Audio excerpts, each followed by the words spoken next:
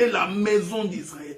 Mais l'Écriture dit, Jésus se retourna, voilà, pour que la femme soit éclairée.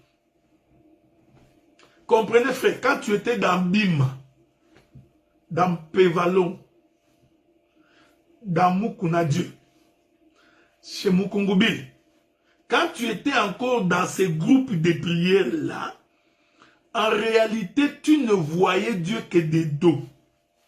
Ce que tu pensais être la parole n'était pas la vraie parole. Israël pensait avoir Moïse.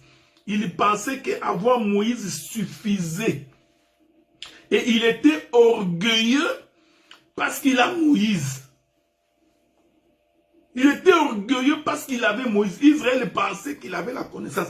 Alors qu'en réalité, Israël était dans le ténèbre. Regardez, frère. Je vous ai toujours dit que l'humilité précède la gloire. Et quand la Bible dit que Dieu fait grâce aux humbles, ça c'est vrai. Quand tu es humble, Dieu va t'élever.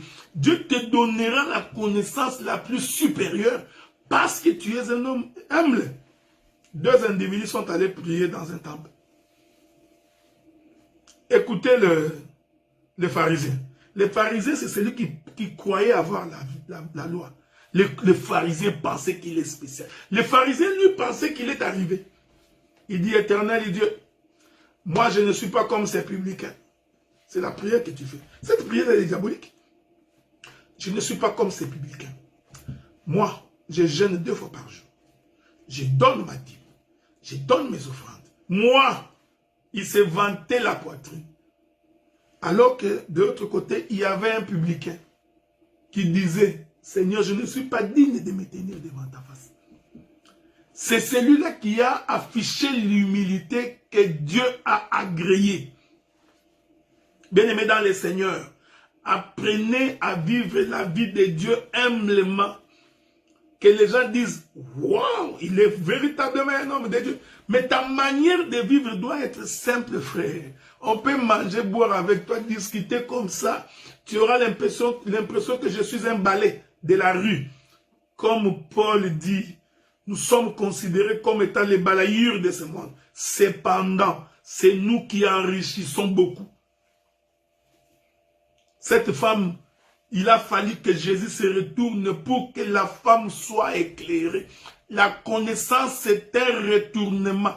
Abandonne ta fausse confession que tu as quand tu écoutes une parole qui t'éclaire.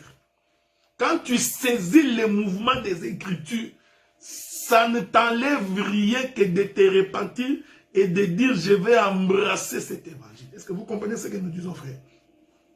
Je ne te demande pas d'embrasser une communauté. J'ai vu beaucoup de gens aujourd'hui, ils changent les noms. Son église s'appelait Tantampon, quelque chose comme ça. Ok? Alors, ils changent les noms seulement de l'église, ils mettent Assemblée des Saints. Non! L'Assemblée des Saints n'est pas un nom, c'est un enseignement. Donc, c'est le fond. C'est le son de la trompette. Je continue. Je me retournais pour connaître quelle était la voix qui me parlait. Vous voyez, frère? C'est ce qui est arrivé à Moïse. Moïse, c'est bizarre, hein, frère. La Bible dit que Moïse vit un buisson ardent tout en feu, mais ne se consuma point. Pendant qu'il s'avançait, la Bible dit que Moïse se retourna pour voir. Cette écriture-là est contradictoire. On va lire ça quand même. Lisons ça. J'ai toujours trouvé cette écriture-là un peu bizarre. Souffrez, hein? Je vais lire ça.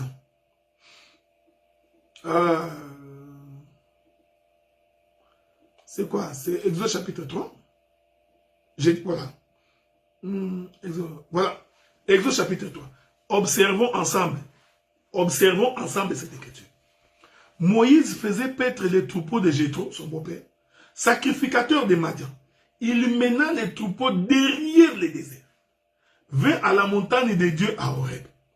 L'ange de l'Éternel lui apparut dans une flamme de feu, au milieu d'un buisson. Moïse regarda, et voici les buissons étaient tout en feu, et les buissons ne se consumaient pas. Vous savez, voyez l'écriture. Quand je vous dis simplement que le ministère, ce n'est pas les Français. Ce n'est pas la compréhension littérale de l'écriture. Vous allez voir ça maintenant. Il y a des gens qui pensent que parce qu'il est en train de lire littéralement, il comprend. Regardez. Le verset 3 dit ceci. Le verset 2. Dans sa deuxième partie. Moïse regarda. Donc Moïse avait regardé. Hein, je te salue, ma bien-aimée. Que Dieu te bénisse, mon frère. Donc Moïse regardait. Il est bon. Que la gloire lui revienne. Que les dieux de paix vous bénissent. Il y regarda et voici les buissons étaient tout en feu. Et les buissons ne se consumaient point. La Bible dit que Moïse regardait. Mais regardez maintenant le verset 3. Moïse dit, je vais me détourner pour voir. Vous voyez? Voilà, hein, frère. Vous voyez l'évangile, hein? Vous voyez? Donc, littéralement, ça n'a aucun bon sens. Parce qu'il y regardait déjà les buissons. Il avait déjà, il a regardé les buissons. Il a vu que ça ne se consumait pas. Mais le verset 3 dit, Moïse dit, je vais me détourner. Quelque chose ouais, c'est ici que nous confirmons que l'évangile n'est pas donné à n'importe qui. Parce que ça là, tu ne peux pas expliquer. Si tu es en face d'un musulman, il va t'avoir. Il dit, vous voyez votre Bible là, c'est n'importe quoi. La Bible dit que Moïse regardait. Pourquoi il va encore se détourner? Pour voir. Alors qu'il regardait déjà. Ici, nous comprenons que regarder et voir n'est pas la même chose. Regarder à une interprétation, voir aussi à une autre interprétation. Je vais vous trouver l'écriture. Souffrez, hein? Parce que quand je parle comme ça, vous dites que non. J'ai dit des choses qui ne sont pas vraies. Allons lire une écriture. Espérons que je vais trouver cette écriture-là. Je ne l'ai pas en tête, mais je crois pouvoir trouver cette écriture-là. Ah, attendez. Soyez en paix. Je vais trouver l'écriture, ok? Soyez en paix. Il ne faut pas penser que je ne trouverai pas l'écriture. Je vais trouver l'écriture. Lisons. Voilà. Je suis dans Matthieu chapitre 13. Les disciples s'approchèrent et lui dirent, verset 10. Pourquoi leur parles-tu en parabole? Je voudrais expliquer que quand Moïse regardait là, c'est un parler en parabole. Voyez-vous? Donc il y a regarder et voir. Donc regarder ici, c'est une parabole. Voir, c'est l'interprétation de la parabole. Matthieu chapitre 13, verset 10. Les disciples s'approchèrent et lui dirent, pourquoi leur parles-tu en parabole? Jésus leur répondit, parce qu'il vous a été donné de connaître les mystères du royaume des cieux. Et cela ne leur a pas été donné. Car on donnera à celui qui a, il sera dans l'abondance, mais à celui qui n'a pas, on ôtera même ce qu'il a. Lui, il n'a rien, mais on va même ôter. C'est pourquoi je leur parle en parabole. Parce qu'en voyant, ils ne voient point. Non. Vous voyez? C'est ça, regardez. Ils regardent, mais ils ne voient pas. Souffrez. Qu'en entendant, n'entendent ni ne comprennent. Pour eux s'accomplit cette prophétie de l'Écriture. Vous entendrez de vos oreilles, vous ne comprendrez point. Vous regarderez de vos yeux et vous ne verrez point. Avez-vous remarqué ça? Ce n'est pas moi. Sois en paix, mon bien-aimé Seigneur. Sois en paix. Est-ce que vous comprenez? Je vais rentrer dans l'Apocalypse. Je suis en train de célébrer le mariage des Écritures, ok? Le véritable mariage d'Adam et Ève. Regardez. Il dit, c'est pourquoi, pour eux, s'accomplit cette prophétie d'Ésaïe. Vous entendrez de vos oreilles, vous ne comprendrez point. Vous regarderez de vos yeux et vous ne verrez point. Donc, quand Moïse regardait, ici, quand il regardait les buissons ardents, Moïse était toute une dispensation. C'est la dispensation de la loi. C'est le temps d'Israël. Israël regardait, mais il ne voyait pas. Mais pour voir, Moïse a dû se retourner. Donc, les détournements là, quand Moïse se détourne là, Maintenant, ils se détournent non pas pour regarder, mais pour voir. Donc, il y a des gens qui regardent, ils pensent qu'ils voient, ils ne voient pas. Pour voir, il faut faire un demi-tour. Parce que naturellement, c'était non-sens que Moïse puisse se détourner pour voir alors qu'il regardait déjà. Donc, vous comprenez que cette écriture, c'est tout un mystère. C'est le mystère qui nous enseigne que celui qui regarde, c'est Israël, celui qui voit, c'est l'Église. Heureux êtes-vous, parce que vous voyez. Que le Seigneur vous bénisse, parce que vous comprenez ces choses. Heureux êtes-vous, parce que vous saisissez la portée de ces choses. Et quand quelqu'un voit, il ne doit plus rester dans les ténèbres. Vous voyez, quand vous croisez un aveugle, vous verrez les yeux ouverts. Mais en réalité, il ne voit pas. Ok? Je ne le dis pas pour le mépriser. Je voudrais seulement dire qu'un aveugle, tu peux le voir comme ça, les yeux ouverts. Cependant, il ne voit pas. Donc, il y a des gens qui prêchent comme ça. Toi, tu penses qu'il voit, il ne voit rien. Il y regarde comme ça, il ne voit rien. Parce que pour voir, il faut faire un détournement. Est-ce que vous comprenez ce que je dis? Donc, Moïse, je vais me détourner pour voir quelle est cette vision. Et pourquoi les buissons ne se consument pas. Donc, on se détourne pour comprendre le pourquoi. Il est merveilleux. Donc, voir, c'est saisir le pourquoi de l'écriture. Quand tu n'as pas l'interprétation de l'écriture, quand tu ne saisis pas le pourquoi de l'écriture, tu n'as pas compris. Je rentre dans l'Apocalypse. Tout ça, c'est pour expliquer les frères. Mais souffrez, je vais avancer pour aller vite. J'ai l'impression que je n'ai rien dit jusqu'à preuve du contraire. J'ai l'impression que pourtant, je parlais pendant presque 1 heure maintenant. Regardez. Je rentre dans l'Apocalypse. Rentrons dans l'Apocalypse. Ok? Le chapitre 1er. Verset 12. Je me retournais pour connaître quelle était la voix qui me parlait. Après m'être retourné, j'ai vu 7 chandeliers d'or. Quand il s'est retourné, c'est alors maintenant qu'il va voir la vision nette. Il va voir que nous avons 7 chandeliers d'or. Regardez, regardez. Au milieu de 7 chandeliers, quelqu'un qui ressemblait à un fils d'homme, vêtu d'une longue robe. Cet homme ici portait une robe. Ah, j'aime l'écriture, hein, c'est bon. Ayant une ceinture d'or sur la poitrine, sa tête et ses cheveux étaient blancs comme de la laine blanche, comme de la neige. Ses yeux étaient comme une flamme de feu. Ses pieds étaient semblables à des reins ardents, comme s'ils étaient embrasés par une fournaise ardente. Sa voix était comme les bruits des grands eaux. Il avait dans sa main droite 7 étoiles. Dans sa bouche sortait une épée aiguë à 2 tranchants.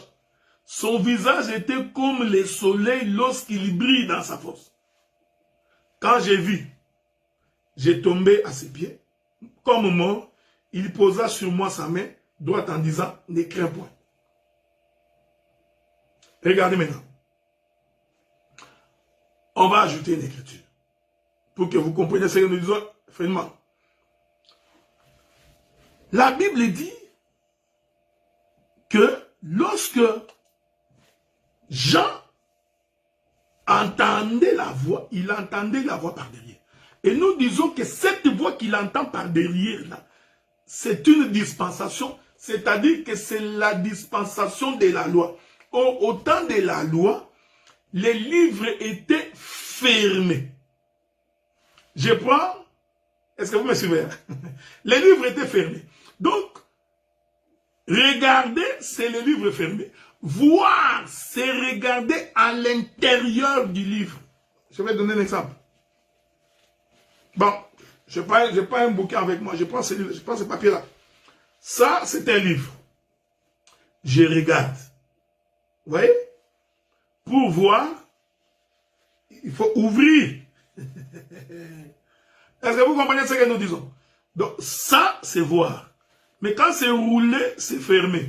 Quand c'est fermé, c'est regarder. C'est pourquoi ce jour-là, quand Jésus entre dans la synagogue, on lui remit les livres d'Ésaïe.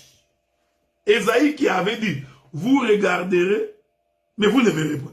On lui remit donc les livres d'Ésaïe. Quand Jésus prit les livres d'Ésaïe, je suis dans Luc chapitre 4, il prend les livres d'Ésaïe. Jusque-là, les livres étaient roulés, fermés, cachetés. Nous disons que ces livres-là, c'est ça la lettre que David avait donnée à Uri. Il roule, il cachette, il donne, Uri prend. Mais écoutez, écoutez frère. Celui qui a fermé, c'est celui-là qui a la capacité d'ouvrir. Donc ces livres-là attendaient que Jésus vienne. Dès qu'il arrive, on lui remet les livres. On dit, bon, puisque il n'y a que toi qui avais fermé, essaie d'ouvrir. Jésus prit les livres. Quand Jésus prend les livres, là, c'est toute une dispensation. C'est la loi. La Bible dit, il ouvrit les livres. Quand il ouvre, maintenant, il va lire. Là où c'est écrit. L'Esprit du Seigneur est sur moi, il m'a envoyé. Pour proclamer, délivrer, guérir. Est-ce que vous me suivez? Hein? Donc, cette lecture-là que Jésus faisait, c'est le temps de la grâce. Parce que c'est au temps de la grâce que Jésus est venu nous sauver, nous guérir, nous libérer, nous affranchir du péché. Donc, quand les livres viennent, il est fermé. Le peuple n'est pas sauvé. Quand il ouvre, c'est le temps de la grâce. Il y a deux temps ici. Donc, vous comprenez? Je répète ça calmement. Oh, pour que le salut vienne, il faut que le porteur du livre meure. C'est ce qu'Hébreu nous dit. Prenons le livre d'Apocalypse. Chapitre 5. Je commence par les premiers versets. Puis je vis dans la main droite de celui qui est assis sur le trône un livre écrit en dedans et en dehors. Donc, écrire en dehors, c'est les prophètes. Écrire en dedans, c'est l'explication du dehors. Scellé de cette sceaux. Puis j'ai vu un ange puissant qui criait d'une voix forte, qui est digne d'ouvrir les livres et d'en rompre les sceaux. Personne dans les cieux, ni sur la terre, ni sous la terre, n'a pu ouvrir les livres ni les regarder. Je pleurais beaucoup de ce que personne ne fit trouver digne d'ouvrir les livres ni les regarder. L'un des vieillards me dit, ne pleure point. Voici les lions de la tribu de Juda, les rejetons de David, a vaincu pour ouvrir les livres et ses sept sceaux. Regardez. J'ai vu au milieu du trône des quatre êtres vivants et au milieu des vieillards un agneau qui était là comme immolé.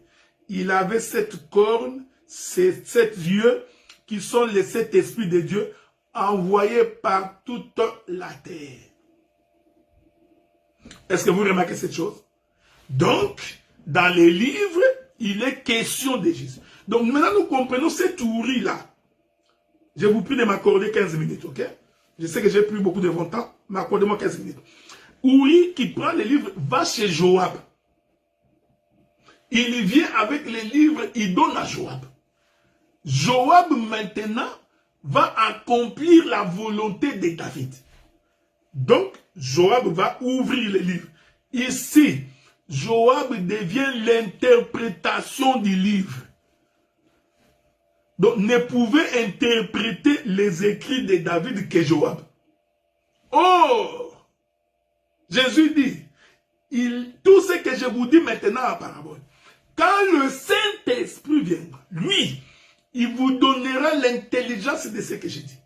Donc, celui qui a la capacité de lire la lettre du roi, c'est seulement le Saint-Esprit.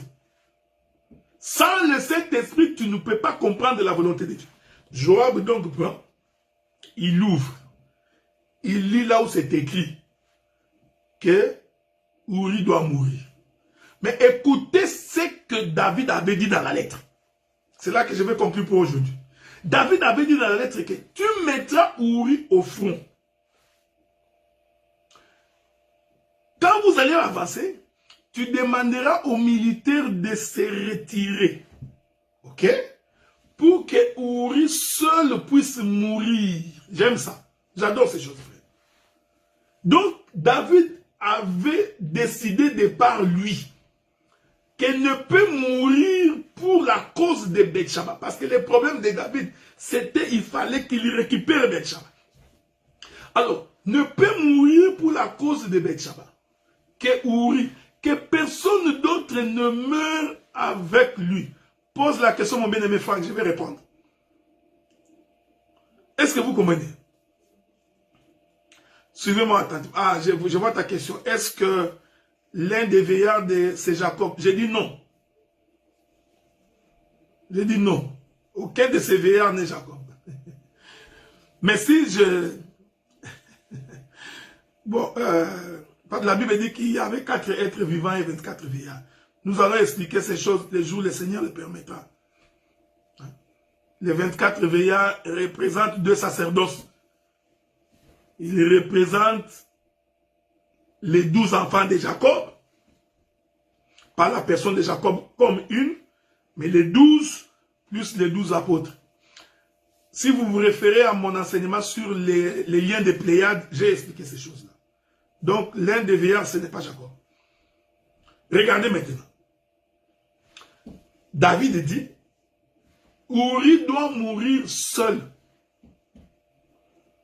Qu'est-ce qui va arriver? Quand vous arrivez au champ de combat, parce que le problème se trouve dans la bataille, que les autres militaires se retirent. Bien-aimés dans le Seigneur, quand l'homme a péché par Adam, toute l'humanité est entrée dans les ténèbres. Parce que par la chute d'Adam, l'humanité venait de sombrer dans les ténèbres. Quand l'homme perd Dieu, il sombre dans les ténèbres parce que Dieu est lumière. Quand on est en sa présence, on est éclairé. Maintenant, quand on n'est pas à l'absence, à la présence de Dieu, quand on est... Ah, je vois bien ta question, bien-aimé. La Bible dit que l'un des veillards dit, voici les lions. On va en parler parce que il ne faut pas oublier que ça, c'est une vision. Hein? Apocalypse que nous lisons ici, c'est une vision. Donc, ce n'est pas la représentation exacte des choses. C'est une vision et une vision des choses qui s'étaient déjà passées. Ok? Parce que quand Jean écrit Apocalypse, Jésus est déjà mort, ressuscité et monté au ciel. Hein? C'est important. Mais on en parlera un jour. Mais ce n'est pas l'objet de mon intervention. Quand l'homme pêche, il est chassé de la présence de Dieu. Donc, l'homme tombe dans les ténèbres. En d'autres termes, chaque fois que tu pêches, bien-aimé, en fait, tu tombes dans les ténèbres. Tu es loin de la face de Dieu. Tu n'es plus éclairé. Donc, l'homme qui a péché tombe dans les ténèbres. Maintenant, le souci de Dieu, c'était, il fallait récupérer l'homme. Qu'est-ce que Dieu fait? Il commence par envoyer les prophètes. Tout le temps que Dieu envoyait les prophètes en Israël, c'était dans les soucis de ramener Israël. Je ne sais pas si je peux vous trouver cette écriture-là. C'était dans le souci de ramener Israël dans la maison. Parce que Israël, c'était sa femme de la jeunesse. Je ne sais pas si je vous trouverai cette écriture-là. Souffrez, hein? Je ne sais pas. J'espère pouvoir vous trouver cette écriture-là, si le Seigneur le permet. Hein? Si je ne trouve pas ça, prenons d'abord, on va prendre quelques écritures. Nous prenons Proverbe chapitre 2, le verset 17. Proverbe chapitre 2, verset 17. Qui abandonne l'ami de sa jeunesse et qu'il oublie l'alliance de son Dieu. Je vais vous trouver une autre écriture parce que il doit en avoir beaucoup. Attendez.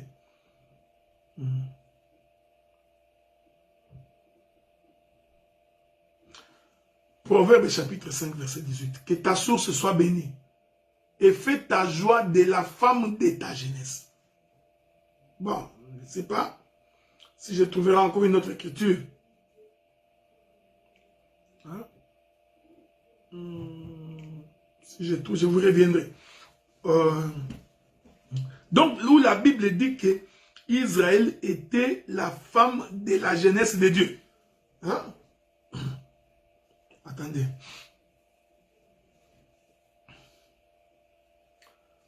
Je reviendrai quand je vais vous trouver cette écriture. Donc, en chassant Adam, le souci d'Adam, c'était de devoir ramener sa femme. Ok. Ésaïe chapitre 49, verset 5. Hein? Allons voir ça. Ésaïe 45, 49, verset 5. Attendons voir ça. Ésaïe 49, verset 5. Souffrez, hein? Je vais trouver cette écriture-là pour vous. Ok. C'est très important. Que dit la Bible?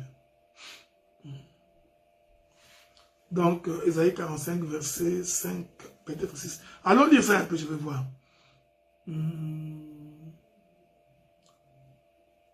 Non, je ne pense pas que c'est ça l'écriture que j'ai cherché exactement. Hein? Donc, ce n'est pas ça ce que j'ai cherché. Je trouverai cette écriture-là, où l'Éternel dit que Israël est la femme de sa jeunesse. Je trouverai cette écriture-là, ok? Et je vous reviendrai là-dessus, parce que l'écriture existe bel et bien. Donc, quand Dieu envoyait les prophètes, les soucis de Dieu en envoyant les prophètes, c'était tout simplement pour ramener son peuple. Pour ramener son peuple dans sa maison. Pour ramener son peuple dans sa demeure. Mais les prophètes qui allaient n'ont pas pu ramener Israël. Donc, ils n'ont pas pu garder Israël. Ils n'ont pas pu ramener Israël dans la maison de l'Éternel. Vous voyez? Ici, les prophètes vont donc témoigner de leur incapacité de racheter. Est-ce que vous comprenez ça? Sois béni. Ésaïe 54, 6. Que Dieu te bénisse, mon frère. Je crois que ça, c'est le bon. Ésaïe 54, verset 6. Il est merveilleux. Voilà. J'aime ces choses. Que Dieu te bénisse, mon frère. Je vais commencer par le verset 5. Ésaïe 54, verset 5. Car ton créateur est ton époux. Donc, Adam, Dieu était l'époux d'Adam. Parce qu'Adam était sa créature. Donc, Dieu était le créateur d'Adam. Donc, Adam, c'était la femme de Dieu. Faites attention, ok? Il ne faut pas le dire partout qu'Adam est la femme de Dieu. Car ton créateur est ton époux. L'Éternel des armées est son nom. Ton rédempteur est le Saint d'Israël. Il se nomme Dieu de toute la terre. Car l'Éternel te rappelle comme une femme délaissée, au cœur attristé, comme une épouse de la jeunesse qui a été répudiée, dit ton Dieu. Donc, parce que celui qui a répudié Adam, c'était Dieu. Il dit, Adam, puisque tu n'as pas obéi à ma parole, je te signe une lettre de divorce et je te répudie. Vous comprenez ça? Que Dieu te bénisse. Donc, Dieu a chassé Adam. C'était la femme de sa jeunesse. Le temps nous manque pour expliquer la jeunesse de Dieu. Donc, le souci de Dieu, comme Adam était infidèle, qu'est-ce que Dieu fait? Il les chasse de sa présence. Le souci de Dieu, c'était que Dieu voulait à tout prix ramener sa femme de la jeunesse. Je ne te demande pas d'aller récupérer la femme de ta jeunesse. Hein. Ce n'est pas ce que j'ai dit. Ok? Prenons Juge chapitre 19. Juge 19, premier verset. Dans ce temps-là, il n'y avait point de roi en Israël. Un lévite qui séjournait à l'extrémité de la montagne d'Éphraïm prit pour sa concubine une femme de Bethléem de Juda. Sa concubine lui fit infidèle. La concubine ici, c'est Adam. Elle le quitta pour aller dans la maison de son père, à Bethléem de Juda, où elle resta l'espace de 4 mois. Son mari s'éleva et alla vers elle pour parler à son cœur, et l'a ramené. Vous voyez, frère? Donc, il y a deux temps ici. Les Lévites ici, c'est Dieu. C'est l'image de Dieu. La concubine ici, c'est Adam. Avec Adam, toute l'humanité, vous pouvez également mettre Israël là-bas si vous voulez. Comme la concubine était infidèle, on ne nous dit pas de qu'est-ce que la concubine avait fait. Mais nous comprenons qu'Adam a été infidèle dans la maison de Dieu. Il n'a pas observé la loi. Alors, la concubine quitta les Lévites. Ça, c'est une expression. En fait, les Lévites l'avaient chassé à cause de son infidélité. Mais la Bible dit qu'un matin, le monsieur va s'élever, donc c'est Dieu. Il va décider d'aller vers cette femme pour parler à son cœur et la ramener. Il est merveilleux. Donc, les prophètes allaient parler à Israël. Israël, retourne à l'Éternel. Israël, détourne-toi de tes mauvaises voies. Mais Israël était un homme endurci. Vous savez, quand tu as une femme qui n'entend pas, il n'y a pas pire que d'avoir une femme endurcie. Je vous informe, bien aimé, c'est que les hommes détestent dans leur vie. Ils détestent les femmes endurcies. Tout ma banque.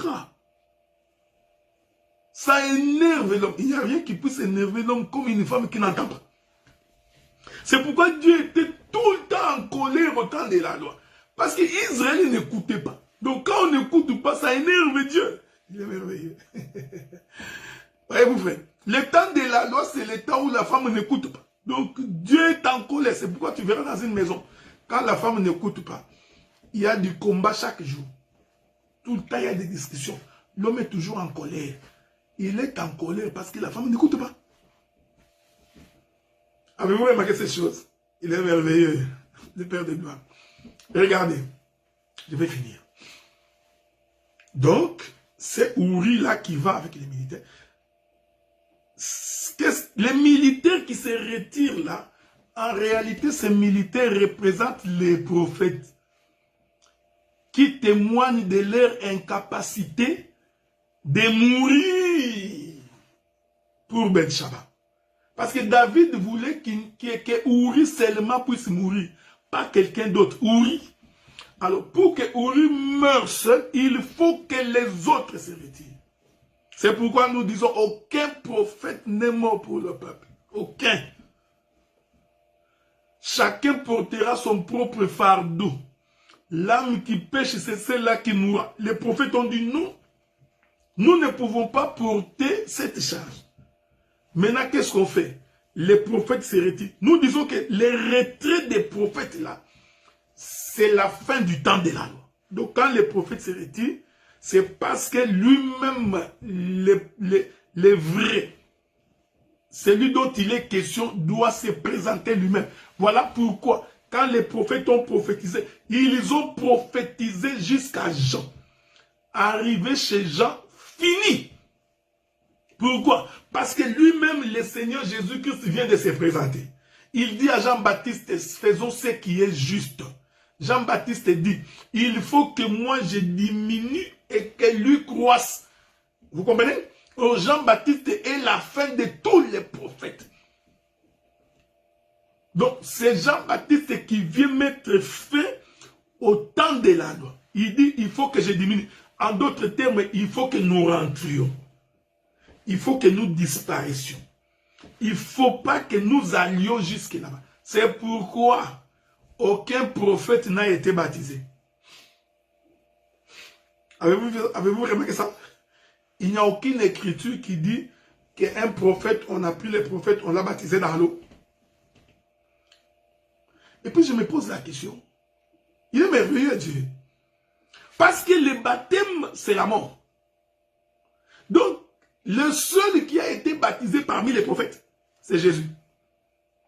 Les Néhémie, les Jérémie, les Habakkuk, les Sophonie, même lui-même Jean-Baptiste n'a pas été baptisé. J'aime ça. Ce sont les militaires qui se retirent. Qui disent, regardez les eaux du baptême. Ça là, c'est la mort. Alors nous ne pouvons pas mourir à la place du peuple. Alors on va laisser Uri seul devant la mort. C'est pourquoi ces jours-là, l'écriture qui dit, on frappera les bergers et les troupeaux se dispersera. C'est accompli ces jours-là. Les jours où on arrêta Jésus, tous les disciples se sont dispersés. Jésus est resté seul devant Caïphe, seul devant Pilate, interrogé seul. Je vais vous trouver une écriture. Trouvez une écriture.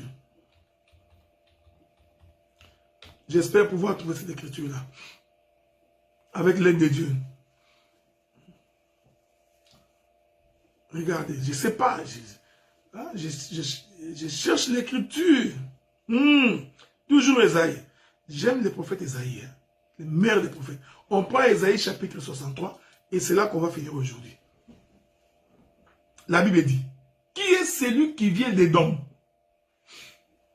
Nous reviendrons le jour où le Seigneur permettra pour expliquer Édom. Des Bostra, en vêtements rouges. Qui est celui qui vient d'Édom? Des Bostra. Tous ces vêtements sont rouges. En habit éclatant. Et se redressant avec fierté dans la plénitude de sa force. C'est moi qui ai promis le salut, qui ai le pouvoir de délivrer. Pourquoi tes habits sont-ils rouges? Il est merveilleux. Tous les militaires devaient se retirer.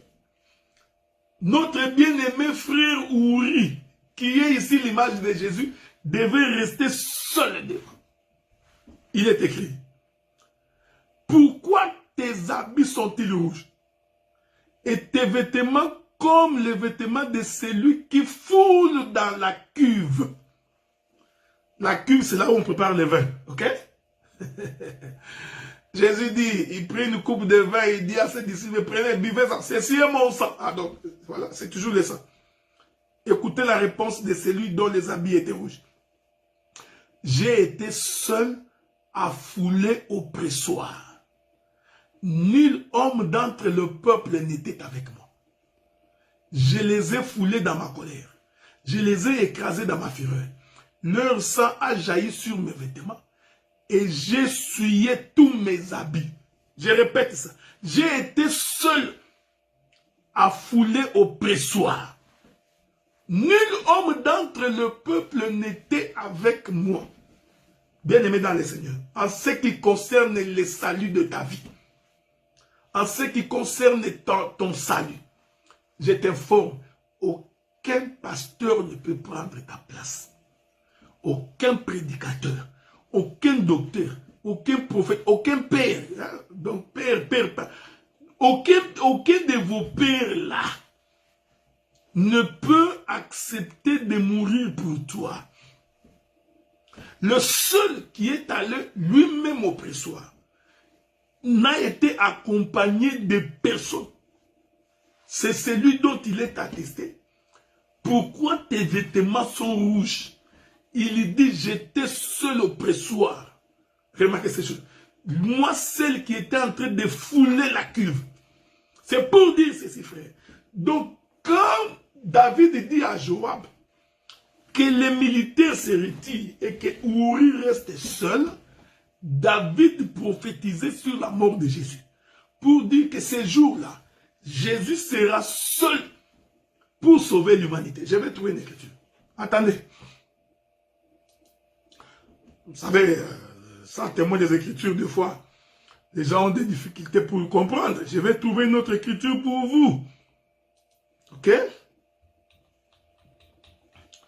Je vais trouver une autre écriture pour vous. Voilà. Il est merveilleux. Nous allons prendre, toujours pour expliquer Ouri, nous prenons le livre de Luc.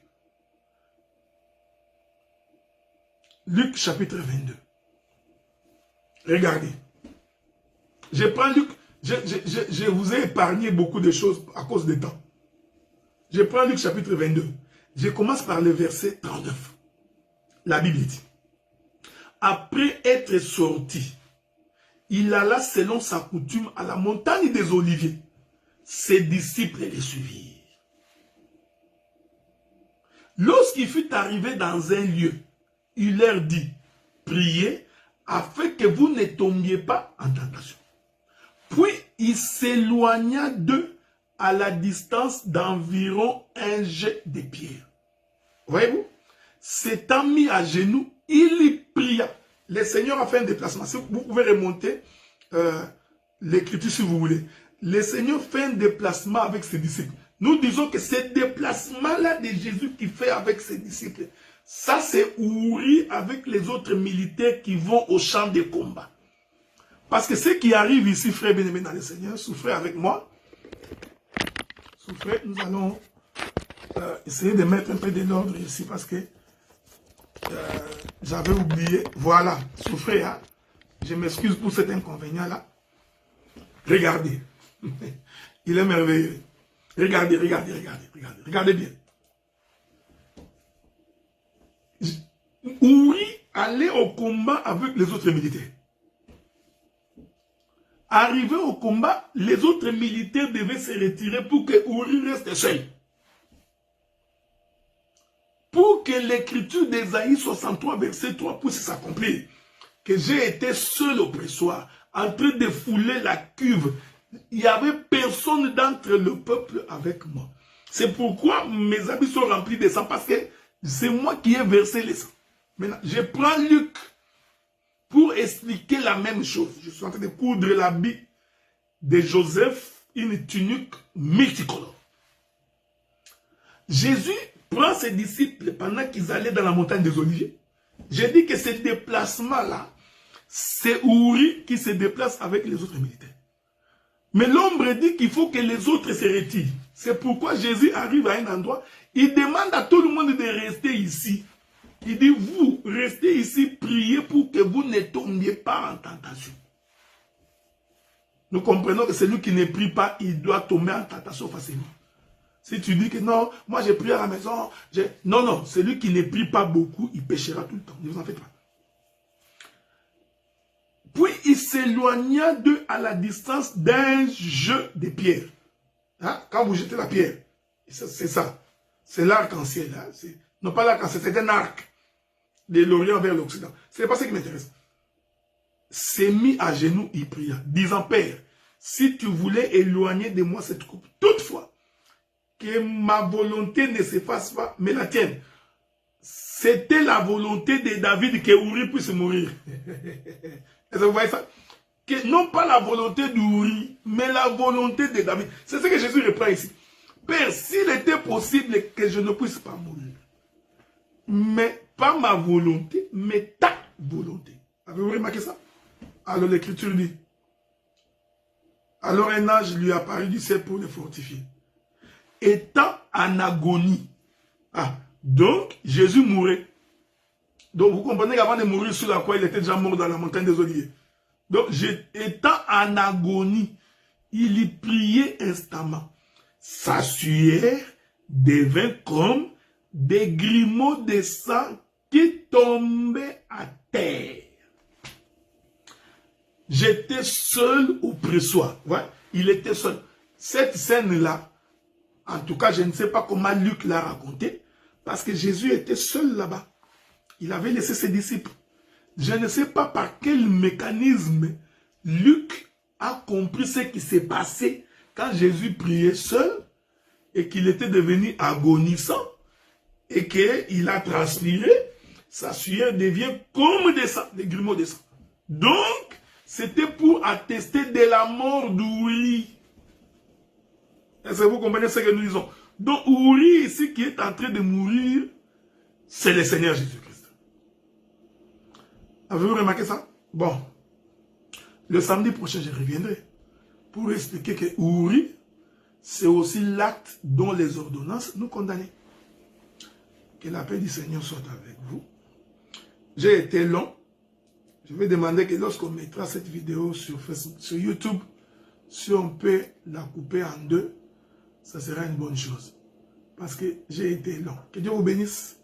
Je vous souhaite un bon week-end. Nous serons en ligne, en direct demain sur Facebook, dans l'Assemblée des Saints de Montréal.